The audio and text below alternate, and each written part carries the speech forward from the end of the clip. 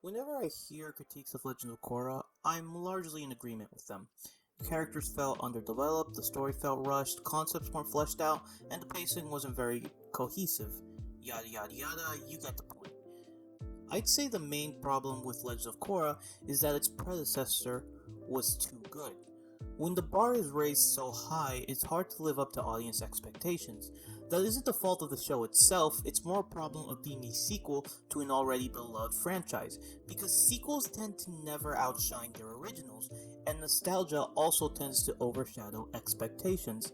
Imagine for a moment if Legend of Korra came out before Avatar The Last Airbender.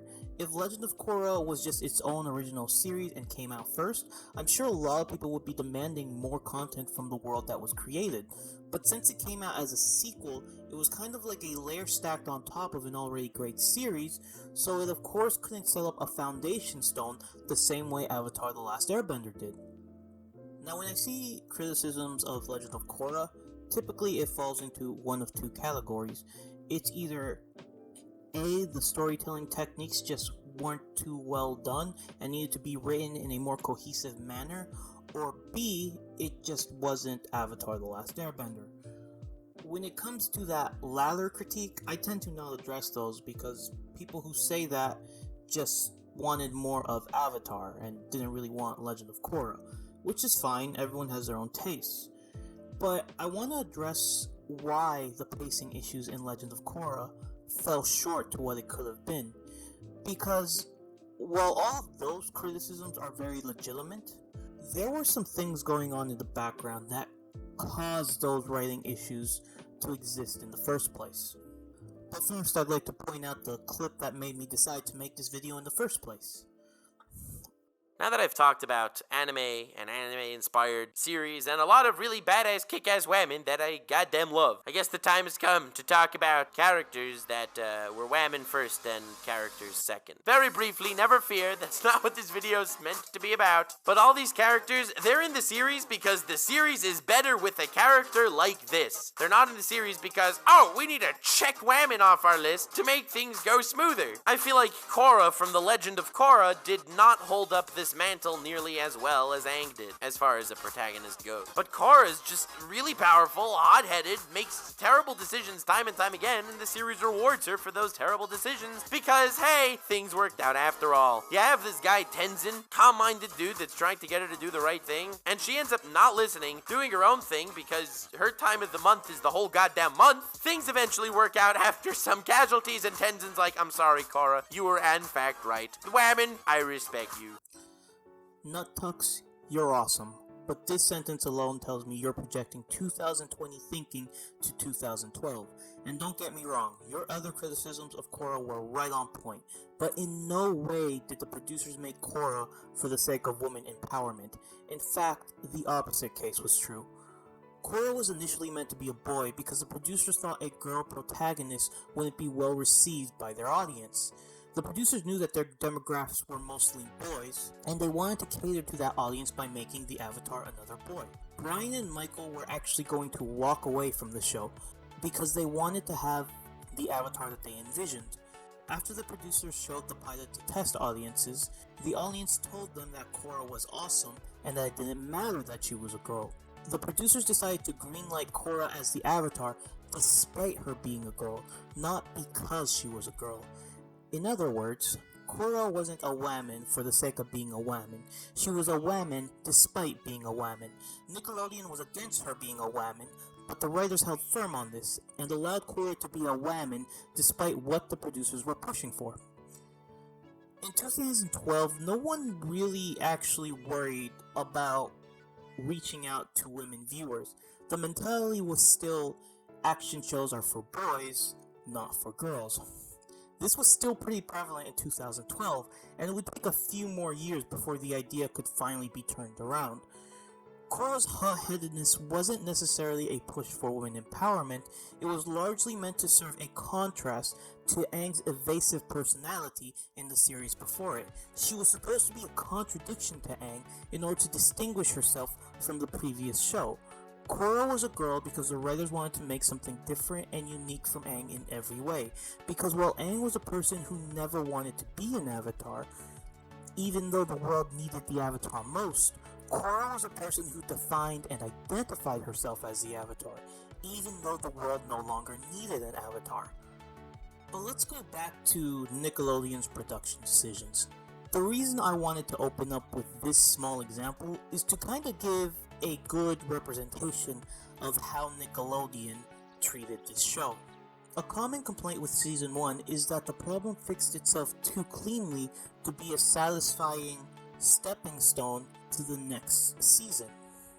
A common complaint to the ending of Season 1 of Legend of Korra is that the problem fixed itself too easily in a sort of Deus Machina sort of way, where the solution presented itself for no reason whatsoever. Now, here's the reason I give this a hard pass. Nickelodeon didn't approve a second season until after the first season was already produced. Bright didn't know they were getting a second season. Imagine if we had the first season and nothing more. They were creating this show with the intention of 12 episodes being the only episodes they would ever produce. With that in mind, the Deus Ex Machina solution makes sense. But with one more season being approved by them, Bright needed to make another story that could also be self-contained, but also exist as a continuation to the first season. Now, speaking on a meta level, sequels typically do worse than the first movie. Legend of Korra was a sequel to Avatar: The Last Airbender. However, Season 1 of Legend of Korra was supposed to be a standalone sequel. Now that Legend of Korra had a second season, it was essentially making a sequel on top of a sequel. Stories that seemingly didn't need to be told, but was still a continuation to the last story. Without the ability to tie together these stories because of their lack of knowledge of how long this series would last for, Brian and Michael had to constantly make extra stories that were not necessarily tied to each other, but were simply a sequel to an already existing story. This is like adding a layer of cake on top of an already completed cake. You don't need more cake on top of it because you've already finished the cake. However, now that you're adding extra layers, the foundation is weaker and can't actually hold the cake at the top. Because originally, that's not what the cake was meant to be built for. The cake was meant to be a standalone layer, and it wasn't meant to be able to hold and support the weight of the rest of the layers. This is essentially what Legend of Korra was. It never had the strong foundation because they never knew that they were going to get past Season 1. And now's a good time to insert Rasputin Season 2 rewrite. Go watch it, guys, because this is literally my headcanon now. So, Season 2 was made without knowing there was going to be a Season 3 and 4, and it was also made without knowing that it was going to occur after Season 1 itself. Season 3 and 4 were not actually approved until after Book 2 was already in production. It was not only a standalone sequel for a standalone sequel, but it was also expected to never have a continuation after the season. Also, Nick was really hesitant on including LGBT characters in this series. It's a big reason why the writers weren't allowed to fully flesh out Korra and the Asami's relationships. The producers felt that LGBT was too adult-themed, and none of them wanted to include the romance into the pipeline. The only compromise that Bryke had with this was to be very subtle about it. Bryke was allowed to make the relationship canon, but there had to be plausible deniability just in case they got backlash from the anti-LGBT community. Nick didn't want bad press for having queer representation, so they decided to limit what they could actually show on screen. Korra being queer wasn't tacked on for representation's sake, quite the contrary. Fear of representation actually stopped their relationship from being fully fleshed out within the show.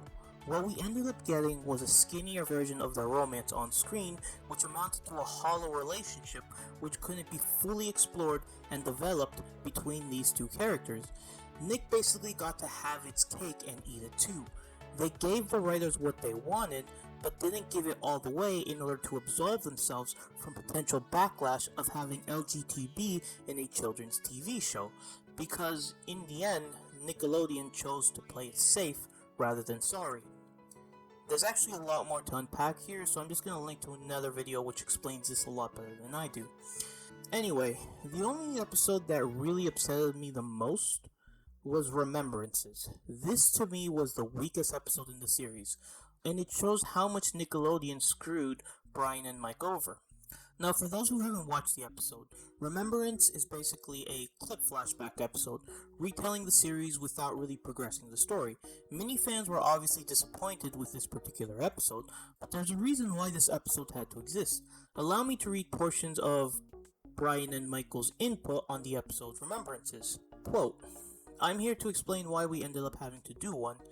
Sometime around a year and a half ago, in the middle of Book 3, we were similarly duped on a large scale. We got the news from the higher-ups that Book 4 was getting slashed, almost to the tune of an entire episode's budget. We had two options: let go of a significant number of crew members several weeks early, or two, make a clips episode. We never considered the first option. We weren't going to do that to our crew, and even if we were callous enough to do so, we would never have been able to finish the season without them. So Nickelodeon cut Brike's budget, and when they were given the option to either keep their staff or to let them go in order to create a stronger episode, they opted to keep their staff on board, because that was the team they wanted to work with, and they weren't going to throw those guys under the bus for a single episode. By the time Book 4 came out, Nick very clearly wanted nothing to do with this show. In fact, if we turn back time, I wouldn't be surprised if Nick made sure the next 3 seasons never happened. Now, I'd like to reiterate, the show's criticisms are mostly justified, and I wanted to make this video to show that the issues wasn't from a lack of talent, the problem was the production itself, because the show really fell short from what it could have been, and the blame isn't squarely on Brian, Mike, or any of the artist teams that worked on these episodes. I know that many people watching Legend of Korra will feel disappointed that it didn't live up to the expectations of Avatar The Last Airbender, but I hope that by making this video, I can sort of give a bit more perspective on why the show ended up the way that it does, and doesn't fault the creators for falling short of audience expectations. It was largely production issues, not necessarily lack of writing ideas. That's all I wanted to say. I hope you guys enjoyed. Axel logging out.